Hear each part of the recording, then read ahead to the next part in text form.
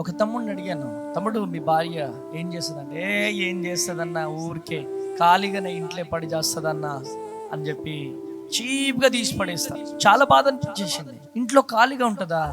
నీ బట్టలు ఎవరు ఉతుకుతారు? నీకు ఎవరు వండి పెడతారు? నీకు వండి పెట్టాలా? నీకు నచ్చిన కర్రీ వండి పెట్టాలా? నీ బట్టలు ఉతకాలా? బట్టలు ఐరన్ చేయాలా?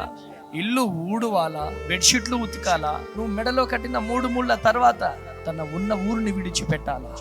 తల్లిదండ్రులను విడిచిపెట్టాలా? బంధుమిత్రులను విడిచిపెట్టాలా?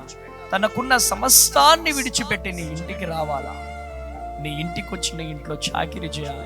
నిన్ను తండ్రిగా పిలిపించుకోవడం కోసం, నిన్ను తండ్రి చేయడం కోసం తన జీవితాన్నే దారబోయాలా?